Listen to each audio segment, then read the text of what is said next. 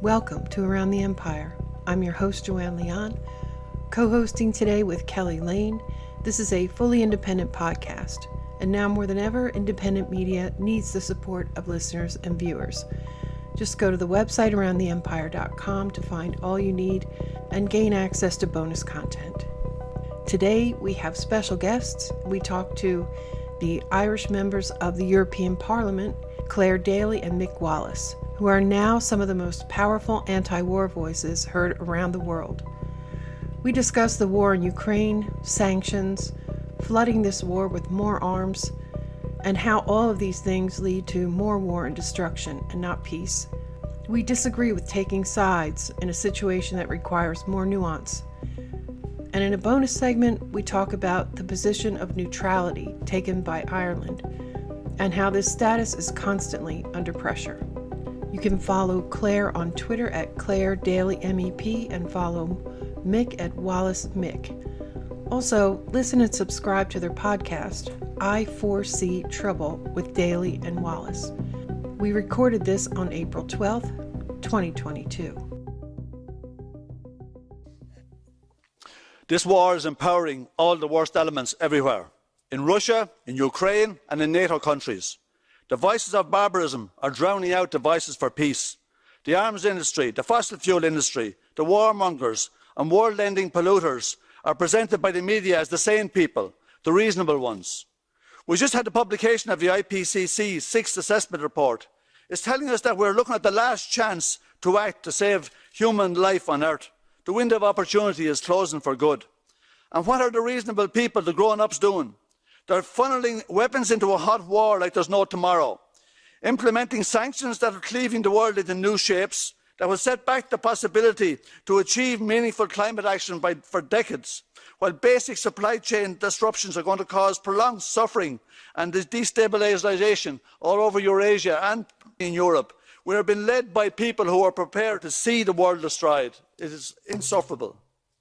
Grazie, Presidente. So, the EU solution to the war in Ukraine is more war. Pile in the weapons, splurge on militarism, threaten to engage in all-out economic and financial war against Russia. So the same things you were doing already and expecting a different result. The true definition of madness. How is not selling Kerrygold butter to Russia going to save any Ukrainian lives? How is buying filthy fracked US gas going to stop the war? They won't, of course, because nowhere have sanctions ever succeeded in ending a military assault or achieving regime change. But what they have done is unleash economic devastation, this time round which will be paid for by the people of Russia, including those out protesting against the war, and increasingly being paid for by the citizens of Europe, facing massive energy price hikes, inflation and a catastrophic decline in their living standards. Talk about shooting ourselves in the foot. And of course this moral outrage at Russia's illegal war, which has sparked this lunacy, is in sharp contrast to the lack of any such scruples in terms of the illegal US wars in Iraq or Afghanistan, which we not only didn't condemn, but we actually joined in and continue to do business with them all the way. No such scruples about Saudi Arabia's genocide in Yemen. And even as the victims of those conflicts in the last few weeks meet to desperately seek financial pledges for their humanitarian crisis, they're being left short by billions, while we're happy to spend billions prolonging the war in Ukraine. Makes me absolutely sick.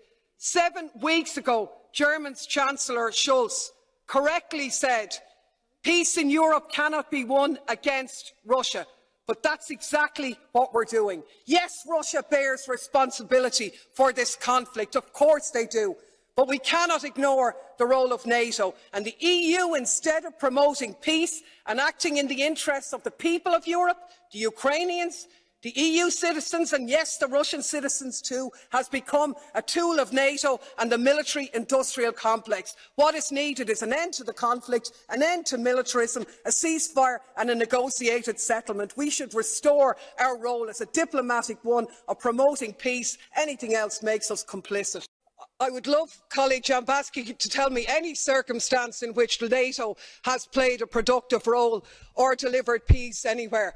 History has taught us that sanctions do not end military conflict. They do not bring peace. They make the people suffer, not the oligarchs, the people of Russia, the people of Europe. And they're not going to help save lives, because the more arms you pump into Ukraine, the more the war will be prolonged, the more Ukrainians will die. And it might sound radical, colleagues, but the answer to war is not more war, it's peace. And peace isn't delivered by the barrel of a gun, it's delivered by diplomacy, by dialogue. You can wish away your continent's history, but we share a continent with Russia. We will sit down with Russia.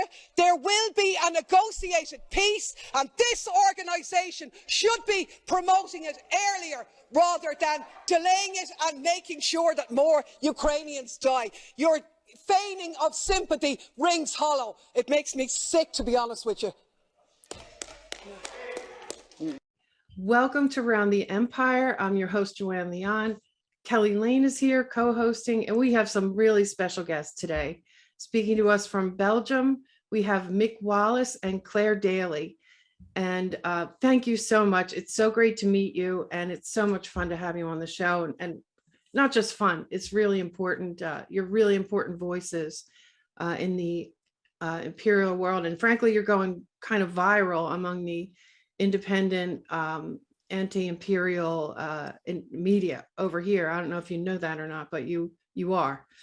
And of course, it's mostly the video of you, Clare, in Parliament talking about this whole mess of a war in Ukraine and NATO escalation, and how arming more people is not going to help anything. I don't know, maybe you want to just say a few things about yourself before we get started. I kind of jumped into that a little bit prematurely. Well, I mean, we're both Irish members of the European Parliament. We're independent, so we are obviously lefty types as well, but we're not in a political party prior to being elected to the European Parliament. So we are 2 out of 13 members of the European Parliament from Ireland. Prior to that, we were in the Irish Parliament for 8 years. So, anything else you'd say about us? We're always in trouble. Yeah, we are always in, and we're especially in trouble at the moment now, because your characterization of our approach on the war, while you're right, we've got the attention of a lot of people around the world on this. Sadly, that's because the sky is so dark that there are so few voices speaking out against the sort of mammoth one single view of this war, that when somebody says anything even slightly different, it kind of grabs the headlines. But you can be guaranteed that the manner in which it's been portrayed at home in Ireland is far from favourable. We are a disgrace and an embarrassment. The country are utterly ashamed of us, allegedly, and they cannot wait until the next election when we will be no more, or so the establishment tell us. Yeah, that was what I was going to start out with here in my notes. I was going to say that one of the biggest reasons we wanted to talk to you is that, for whatever reason, this is a rare position to be able to hold a position opposing an invasion of Ukraine, but also, recognizing that the NATO expansion and a lot of other things provoked it, and, opposing flooding Ukraine with arms for numerous reasons. And I noticed that in an article on the Irish Times about you, it says that there was an Irish anti-war protest recently, and it said both NATO and Russia should keep hands off Ukraine. It's so hard to find this position. It does, no matter where you are on the political spectrum, there's just some crazy things going on. Both Kelly and I kind of identify as independent now too. We've totally fed up with the political parties and such, though we tend to take a left leaning. I take a sort of libertarian leaning on some positions too. But so anyway, like, why is this? To me, that's a perfectly rational position to take, but you are really apparently required to take a side, and there's no nuance to this. Why is that? It's also it's the same way in Europe, because it's that way here too. Yeah, look at I suppose what's been happening for the last 6 weeks. There's been a very black and white take on it. I suppose being members of the European Parliament, we're very conscious of the fact that for at least 3 months leading up to the invasion, the rhetoric was very disappointing in the Parliament, in the Commission, in the Council. I don't know if you know how the European Parliament actually really works. There's kind of three parts to it. You have the Parliament, which consists of the elected members. But then you have the Commission, which initiates legislation. And then you have the Council, which is made up of member states, right? And the Commission would be seen as the more powerful of the three. The Parliament, definitely the weaker of the three. There'll be a serious shortage of democracy in the European institutions anyway. But the Council will probably be the stronger element when it comes to foreign affairs matters. And the Council meetings are held in secret. There's no transparency around them. But it's pretty obvious for a long time that the US, NATO have probably more of a stranglehold on the decision making in Europe than before. We would argue that, I mean, the European Union, the European Parliament, for example, works in 5-year stints. I mean, so there was elections, for example, in 2019, and the people will stay here till 2024.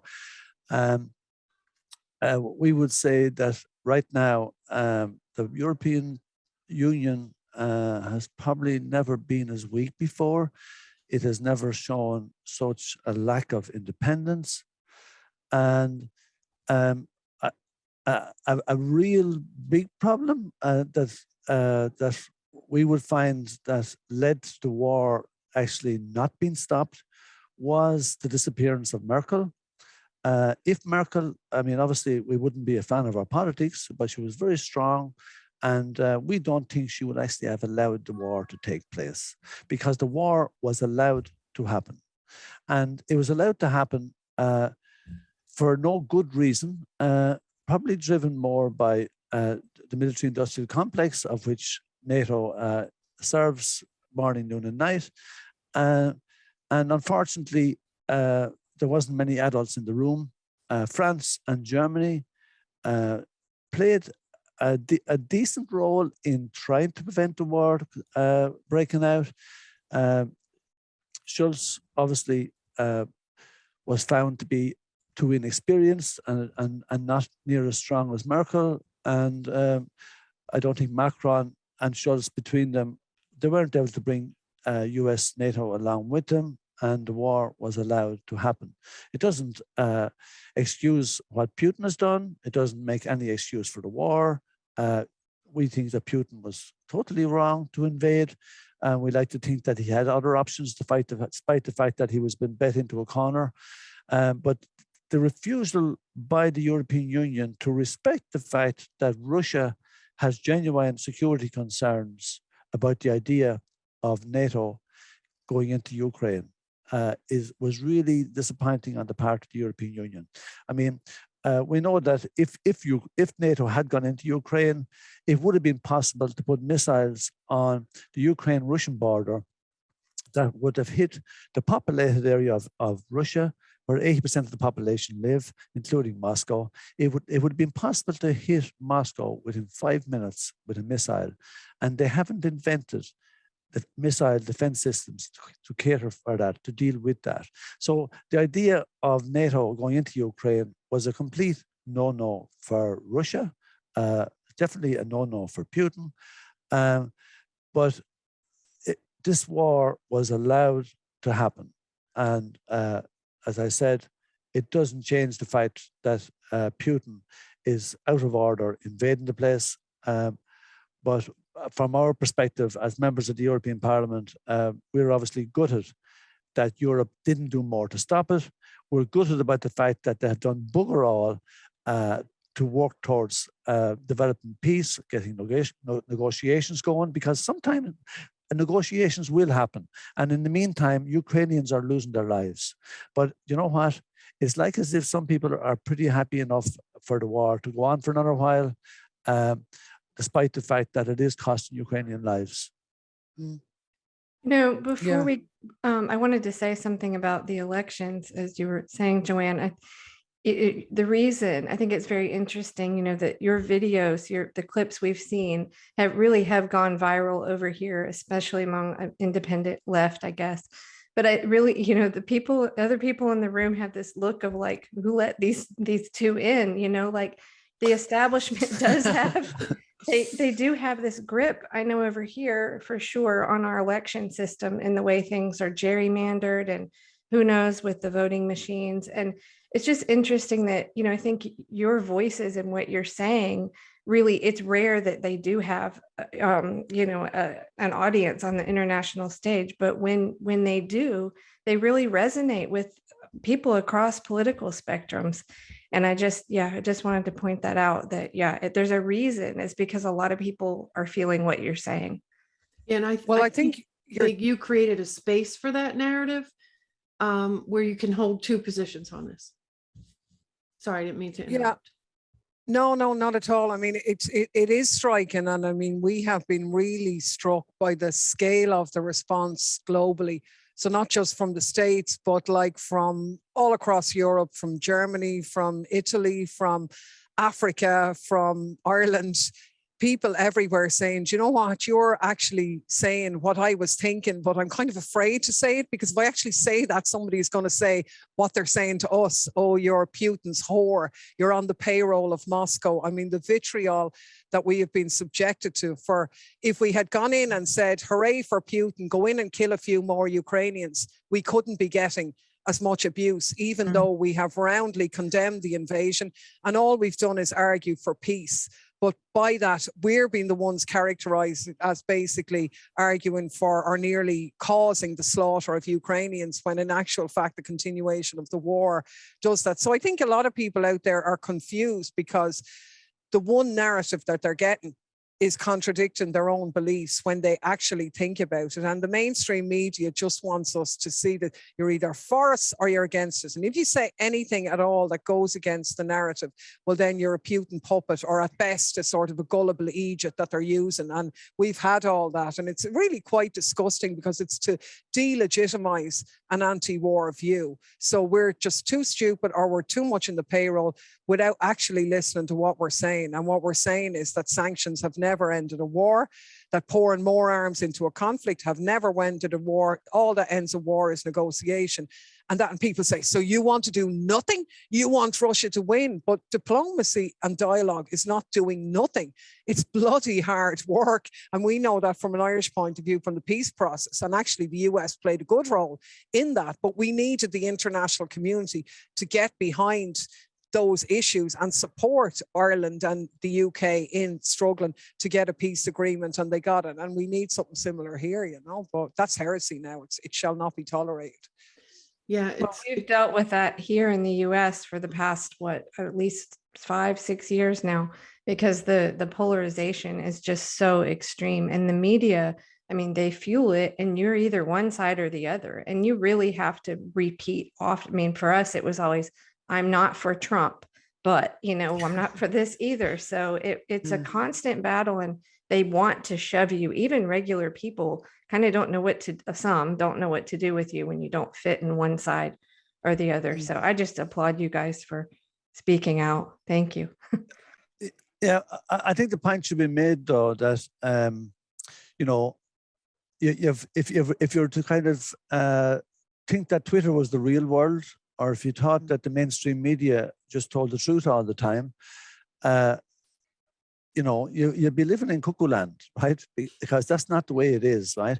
And there's an awful lot of just genuine people out there who actually have a different take on things, but they don't express it, or they don't have a voice. But people get the idea that, oh, if the mainstream media are saying it, well, that must be the way it is then.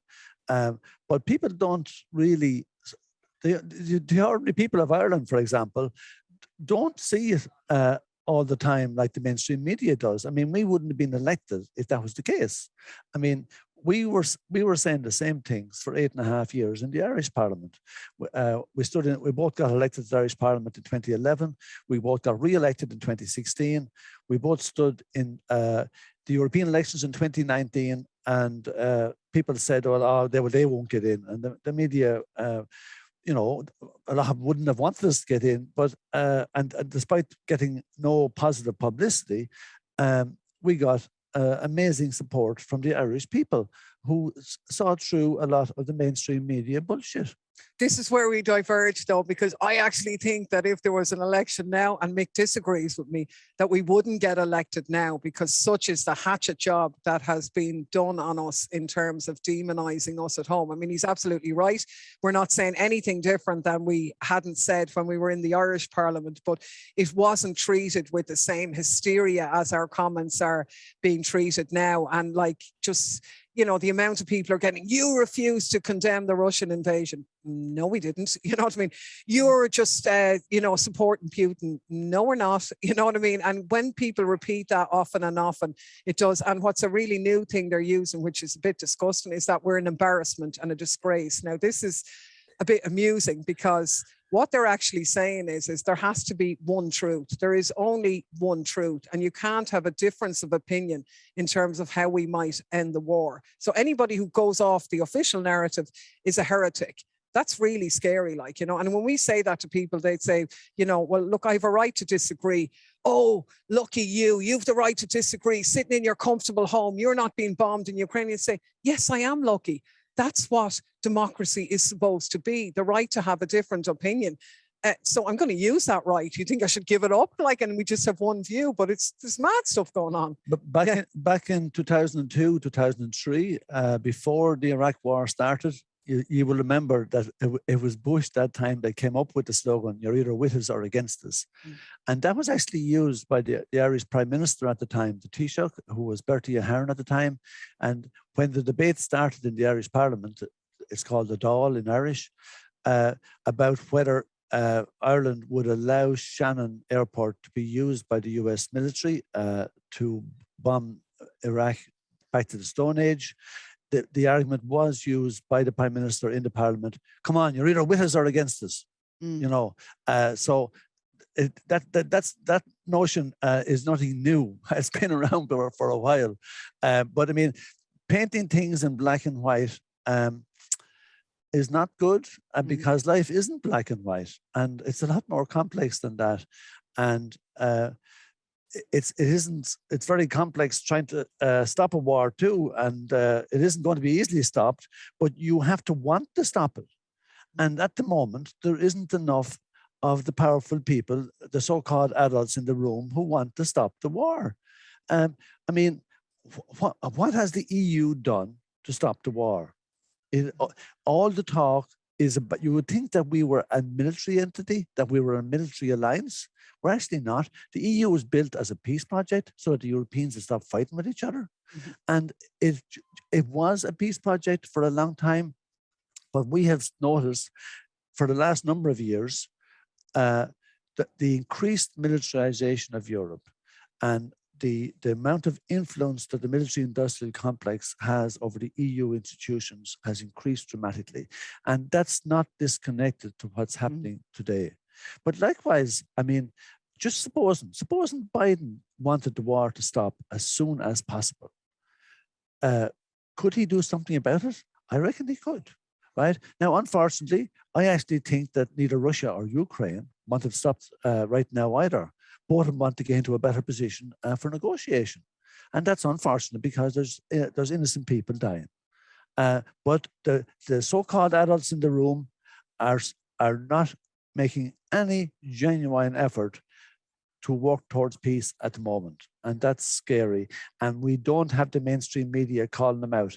The mainstream media is not batting for peace. The mainstream media is taking a black and white look at it. There's just goodies and baddies. And the amount of rhetoric around this is different from Iraq, this is different from Syria, this is different from Yemen, this is different from Afghanistan, where US and sanctions from parts of Europe at the moment today are starving people to death. According to the UN, up to 1 million people could die of hunger in Afghanistan. And we're doing bugger all about it. Oh no, we don't want to talk about that. And they say about the Ukrainians, oh, but they even look like us, right? They're white and they're Christian, and they're acceptable. And whereas our treatment of refugees from the countries that I just named, that we had to destroy, we are building walls to prevent them out. We're pushing them back into the Mediterranean to drown, right? But we care about refugees from Ukraine. Listen, I'm glad we do. As we should care for anyone fleeing from a war situation. But it's a pity that we didn't care and still don't care about the people coming from those countries like Afghanistan, Syria, Iraq, and Yemen, and Libya, where we helped to destroy their communities. In Ireland, we allowed Shannon Airport to be used by the US military to destroy their communities and homes. And now we don't even want them to come in, but it's different with Ukraine. Mm. It's shocking, and it's really worrying from our perspective that that the so-called decision makers in the European Union have got to this space, but we would say that they have probably never. The decision makers or the so-called decision makers in our perspective have never been as weak. They have never shown such a lack of independence, and they now appear to be a total servant of the US NATO entity. The ground has been well prepared for it, I think. You know, NATO think tanks predominate all across Europe, funding a lot of the mainstream media as well. So now you have kind of on point, the narrative is the same, like Ukrainians need arms, they have to defend themselves, Putin's a madman. You know, it's the same message that's gone out, simplifying the whole thing, you know. You know, it seems like there's a different factor. I completely agree with the amount of power that the military industrial complex has and NATO.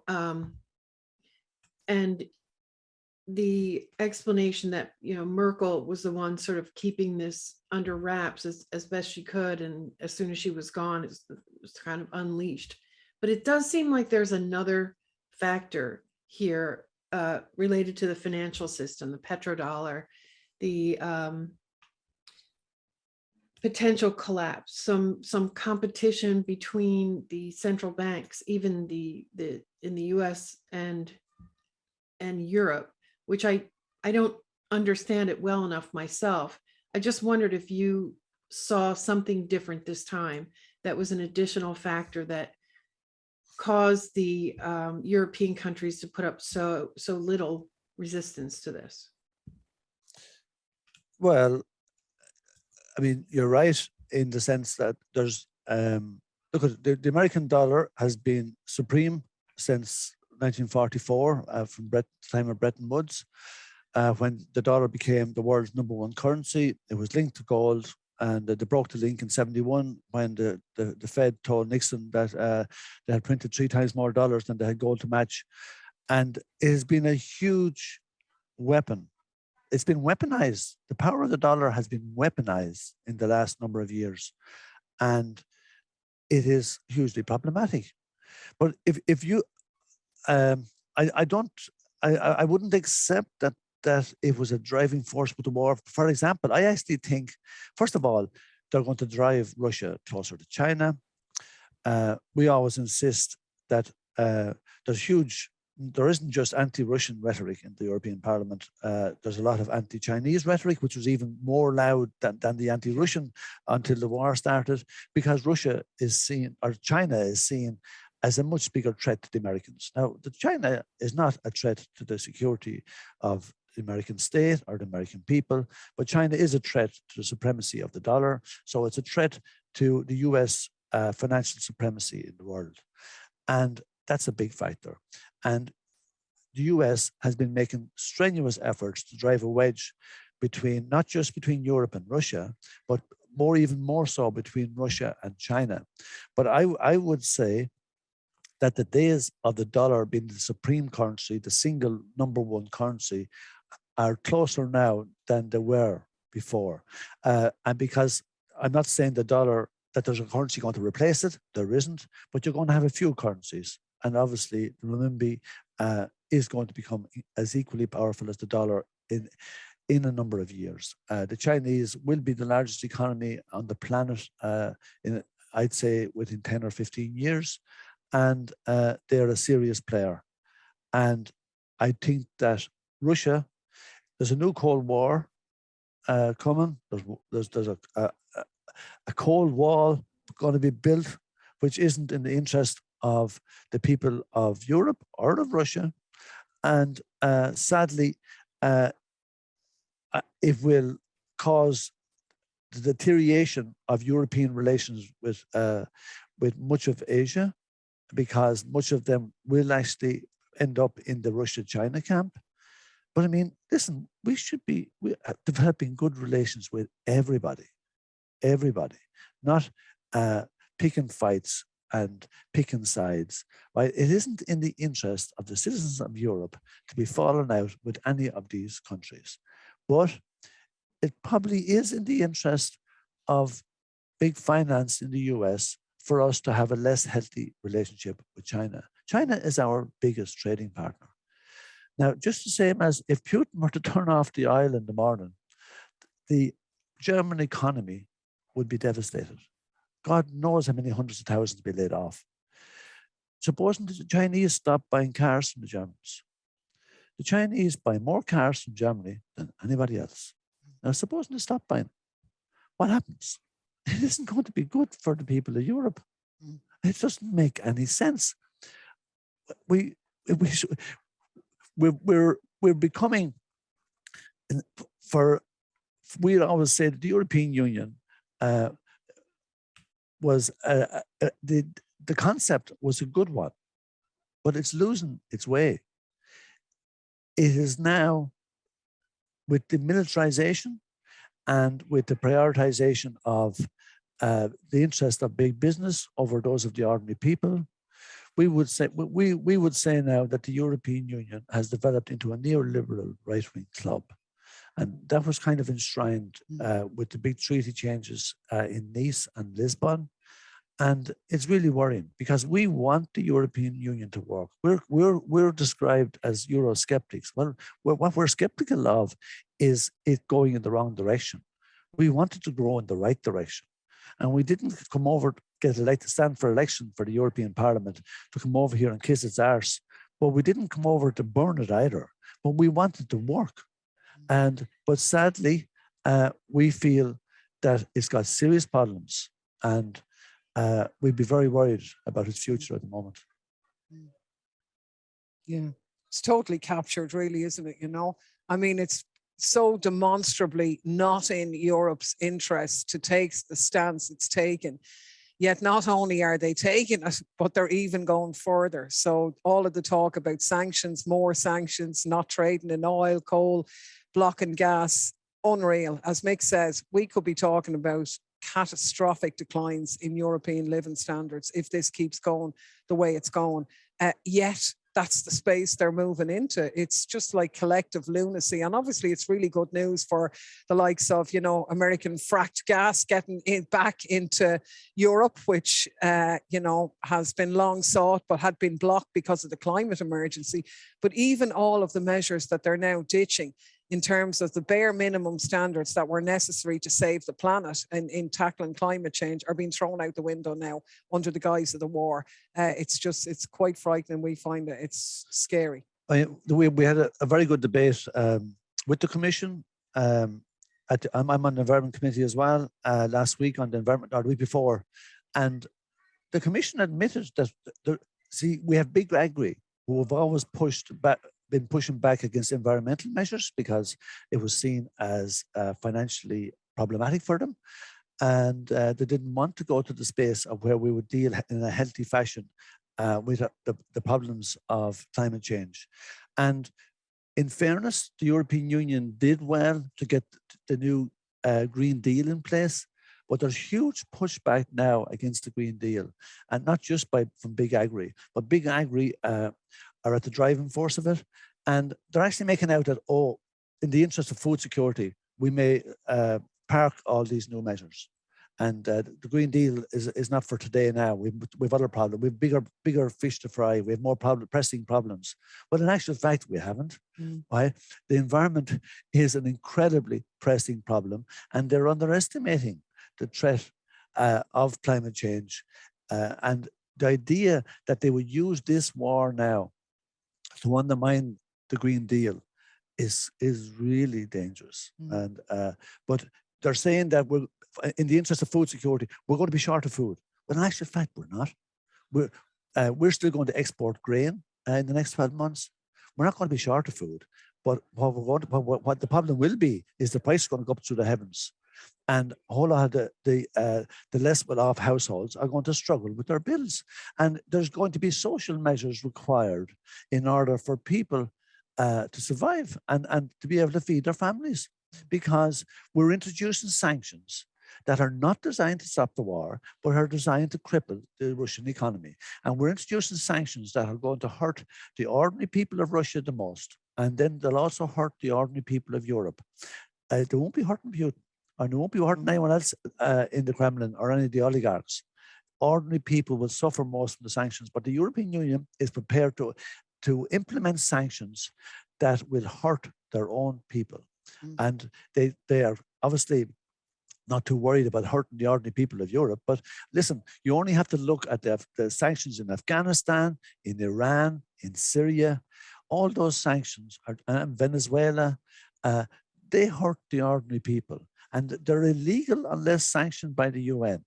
And these are not sanctioned by the UN either. I mean, people have forgot, they don't want to talk about the UN Charter anymore. We had a Bible for international law called the UN Charter, right, for many years. But no, that's gone now because they break it morning, noon, and night. Now what we have is the international rules-based order. And that's something they make up as to go along. But it isn't the UN Charter. And unfortunately, the UN is not as strong as it should be. It's not as independent as it should be. But you know what? We believe in international law. We want it to be a lot stronger. We don't agree with war. We think peace is the way forward.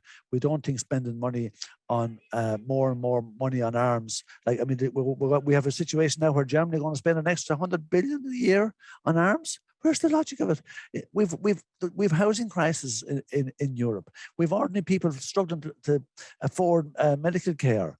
We've huge problems with the environment. We've problems with public transport. Why? We want to spend more money on arms? Are we well? You're becoming more American. Sadly, yes. The Atlanticist European Union. Yeah, no, it's totally. That's the mentality. I would love to ask you guys both about. So there was another big voice in the UN, Nils Melzer. One of the other shows I work on behind the scenes is Assange Countdown to Freedom, and he was a regular guest on there with Randy Credico. I wondered if you wanted to speak on that at all, because I think, most of us know at this point that the reason that Assange has been locked away and shut down, shut up, is because he exposed things that were going on in these wars. And he was a hero of the left when it was the Bush Wars. And now that's not the case. But I wondered if you wanted to say anything. Yeah, I mean, we've been involved in Julian's case since our time in the Irish Parliament. We went to visit him when we were members of the Irish Parliament in the embassy in London. Oh, he'd only been there a year at that stage, I think. When we came to the Parliament first here, we had a big meeting, one of the most successful. Obviously, Parliament kind of shut down then with COVID 2 years later, but we had Nils Melzer over at a very big meeting here in the Parliament that we hosted. Julian's dad, John Chipton, attended it as well.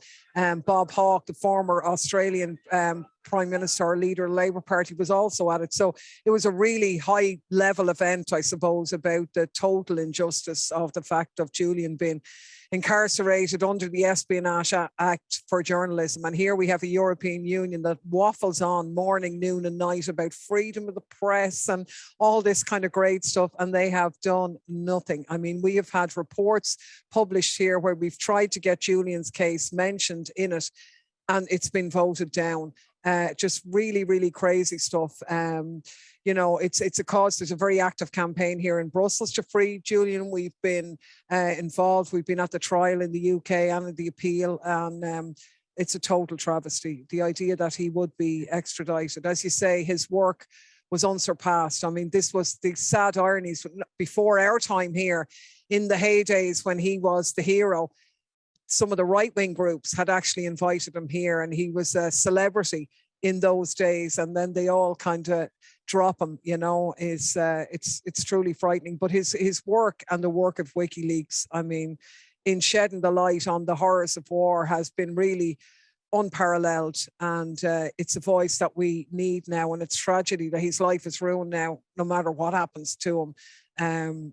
And already the chilling effect of his prosecution. You know, people say if he's extradited, there'll be a chilling effect.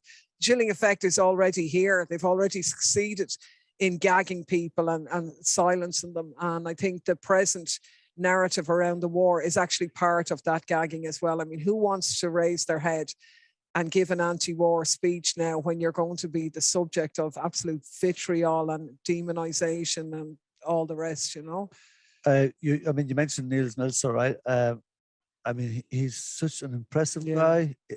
He's been brilliant. And when he came over to speak at the conference that we organized, he was awesome.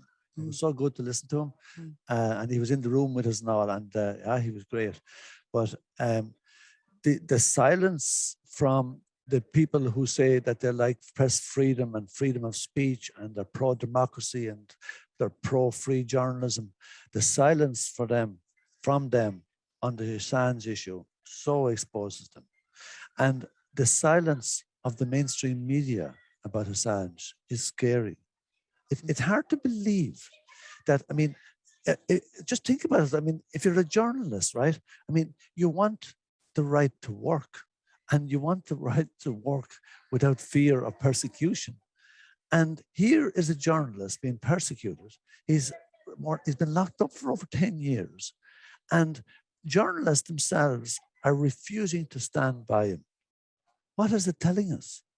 When the journalists of mainstream media are not prepared to stand by Julian Assange, not prepared to call the truth, not to not prepared to address the fact that here's a journalist that's rotting in prison for telling the truth and exposing war crimes committed by US NATO.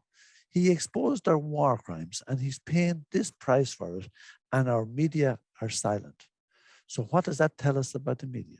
Yeah, I mean, and it's so bad because like his journalism was being carried out in Europe, and yet Europe is sitting silently by. And I think one of the shocking things, we had a report recently, they have a committee here on foreign interference in the democratic processes of the European Union. It's a special committee, and it's actually just an excuse for Russophobia and anti-Chinese rhetoric, because that's all they go on about. And our response has been, do Russia and China engage in disinformation? Yep, they sure do, just like everybody else does. Like, it's called propaganda promoting your own side. But one of the sections of the report that the committee had a point in it condemning a case in China of two Danish, a little bit similar to Julian's case, but these Danish reporters who are in prison in China, and condemning that and calling for them to be released. So we left that in the report, didn't take it out, but included, and also the case of US extradition, blah, blah, blah, Julian Assange. No, they voted that down. They wouldn't include that. That's how enslaved they are now to the US influence. It's embarrassing, actually, and yet they go on about European autonomy, but as Mick said earlier, they've never been weaker. We were talking about press freedom. I mean, we find that all news outlets give their own take on stuff, and finding one that is 100% independent would be very difficult. But there was a vote here on banning Russia Today, and we voted against it. So I was asked on Irish media, I said, why did you vote against banning Russia Today? I said, I don't believe in censorship, but they put out propaganda. I said, yeah. And so who doesn't? I said, RTE, the Irish station, I said, they wheel in the Fianna Fáil guys morning, noon and night to give us the US imperialism line. So that's the same thing I said, only the other side of it. Well, it's funny because you were going on about my speech in the Parliament last week, and that appeared on Russian television. Well, I might as well have gone out and shot a few Ukrainians as a result, because the whole thing was this absolute willing idiot has given, Russia this. They're playing her speech on television, my God. But like in my speech, I actually condemned the Russian invasion. Now, did the Russian television play that bit? Probably not. But the Irish radio coverage who featured didn't play that bit either. So they sort of censored my view when they were playing it. And then they condemned Russia for doing the same thing. Like, it's just pathetic. Well, over here, it's been so many, like we had an American journalist, Chris Hedges, Lee Camp, that's more some comedy, but, they're not pro-Russian. They're just allowed to be critical of the US.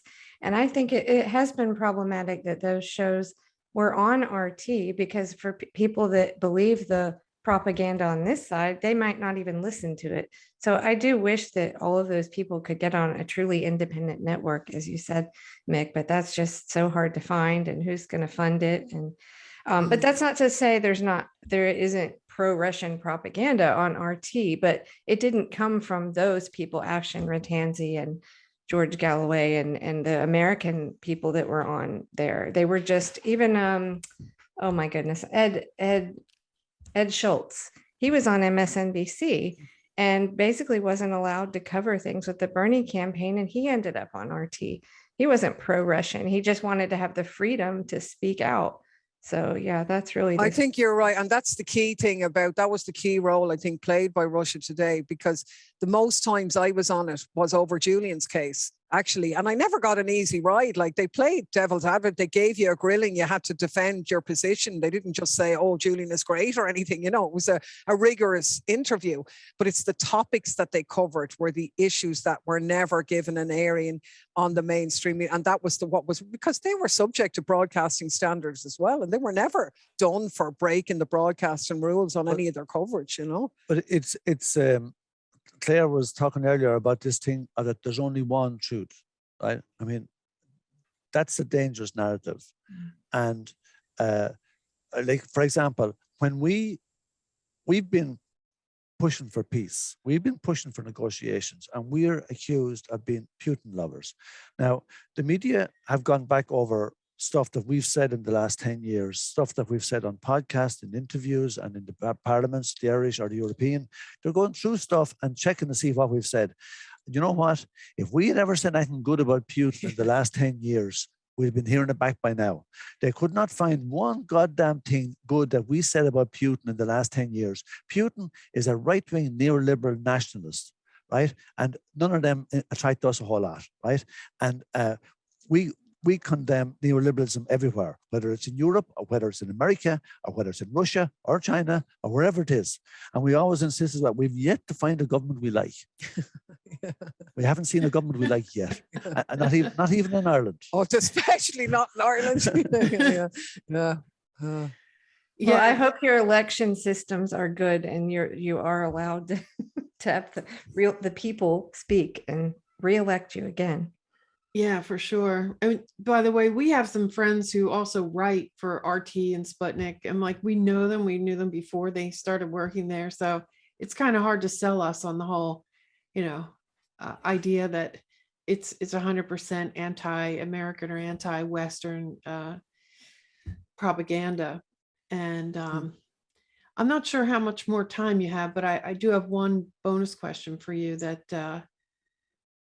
Sure. But I want to make sure that you are able to say, maybe I'm forgetting a topic, or maybe there's some things that you'd like to bring up, and please do. That's a hard question. That's the hardest question today. Yeah, that is the hardest question. I can, at this hour of the day now, I can't. I don't know. I mean, listen. You don't have to. We can move on to the. Okay. No, I suppose a real worrying thing is that our notion of democracy is almost fictional at this stage. It doesn't really exist. Even in countries where you get to vote every 5 years, people don't really have much of a say in how their community is run, how their society is organized, how their country is run. And despite the fact that they have a vote, the people that are elected, obviously the mainstream media are able to play a strong role and they have a big input into who actually gets elected. And then you have to find that about 65% of the people vote, generally speaking. So 1/3 don't, and most of them, because they're disenfranchised, they wouldn't be voting for the right-wing parties if they were voting, but they don't think it's worth their while because they think that nothing is changing, and that they're not represented anyway. Now, I mean, obviously, America probably is the worst example in the sense that you need 2 billion to become president of America, and you're not really going to get there without the help of the arms industry, big pharma, oil, coal, you name it.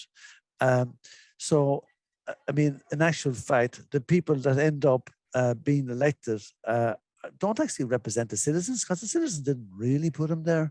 They were put there by big business, and they represent big business. And in fairness to them, they don't let big business down, and they look after the interests of big business morning, noon, and night. And that's one of the reasons that you spend nearly 800 billion now on arms every year, because the people who actually make the money out of the arms are some of the people who actually put the decision makers in there in the first place.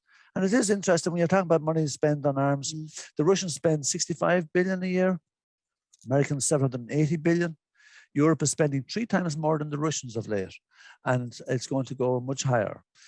In fact, the Germans alone are going to spend more next year above their normal budget than the Russians will spend. I mean, just the extra German money is going to be more than Russia would spend itself. I mean, but look at just to go back to the point about. I'd be fearful about where we're going when the decision makers are not representing the interest of the ordinary citizens. It was never perfect, but it used to be better. Yeah, the West has kind of let everyone down, I think. I mean, for me, these are frightening times, and I mean, when you think about it, the majority of the world's population lives in countries which actually don't have the narrative that we're being exposed to in terms of this war. And in the States and in Australia, it's very much the white Western world that's categorizing the war in the manner in which we've been discussing here earlier. But the majority of the world's population actually have their own problems, their own issues. They've been at the receiving end of other wars and instability. So they have a different view. And I think that view and sort of that internationalism is something that we have to fight for a lot more as well, because to me, in part, that's where the solution is going to come from. I agree with it's that. It's a bit like there was some people in the European Union giving out about the lack of support from Africa at the UN on the vote because loads of them abstained, right? And one of the Africans I saw replying back, have you forgotten about colonialism, which hasn't stopped either? It just has new names now. But there's obviously huge interest in Africa here because of the wealth in the ground and because of the fact that we still want to exploit it. And we don't have a problem with the fact that our policies down there are still keeping 70% of the people living in poverty. But anyways, yeah, and I think on the positive, because no, you're right. And I mean, on this internationalism, and it has been reflected, and I suppose it's bringing us back to where we started, the response to our work here in an institution which is largely irrelevant in terms of it, the power that it has, it's practically nil. We've got responses from all over the world, from every continent, from different people all over saying the same thing, that their views are not being represented in their country. And I suppose that gives you cause for hope or despair. I don't know. We haven't found a way of organizing those views or getting those voices heard, but they're out there, which is a good start. So I suppose our job is to, how do we marshal that? How do we connect internationally? I suppose we do it like the way we're doing it, talking now, listening, dialogue, differences of opinion and debate, a rational debate. And that's what we're losing, but that's the start, I suppose, of a new world order, if we have the time to save it from itself. I think you're right in just knowing that the other people are out there and making the connections, it might not seem like a lot, but it might be the key, the key thing to moving forward. Now, it's up to us to take it from here. So I think maybe it's time to wrap it up. I don't want to take too much more of your time. And I was wondering, I'm not sure that how many people really understand Ireland's position of neutrality and what it takes to defend that, which I know that you fiercely defend it, as and maybe you want to tell us too about your most recent adventure in doing that, which got you in a lot of trouble. But if you wouldn't mind, approach that any way you like. Visit aroundtheempire.com to find the various ways that you can gain access to the bonus content, join the Discord community, and participate in the periodic Zoom calls where we talk among ourselves. I hope that some of you will join us, and now we'll continue with the wrap-up.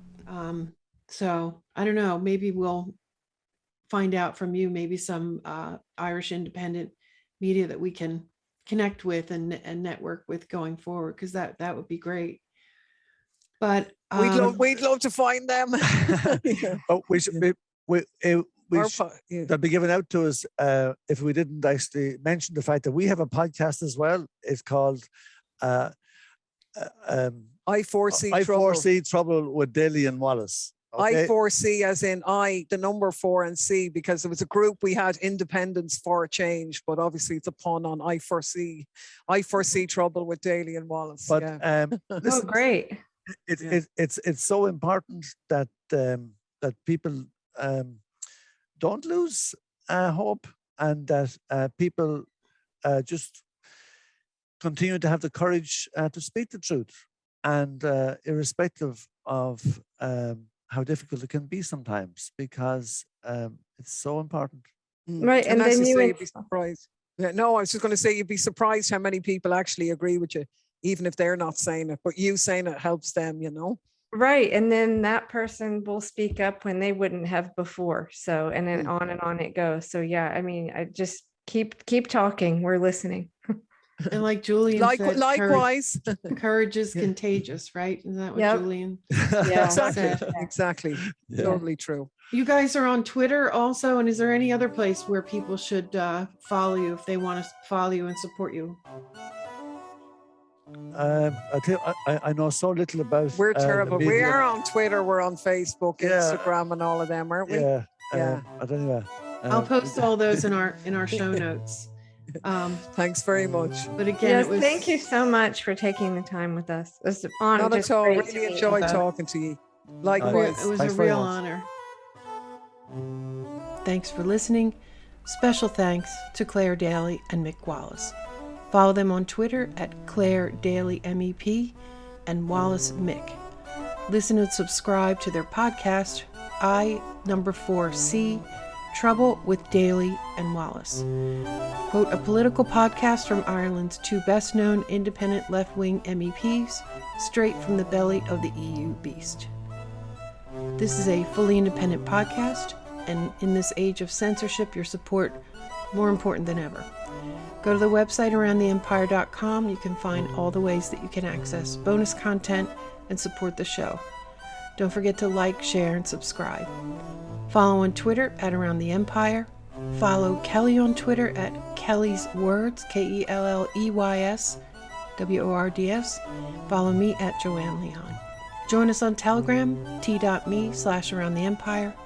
And we'll see you next time. Take good care, everybody. Hang in there. Stay strong.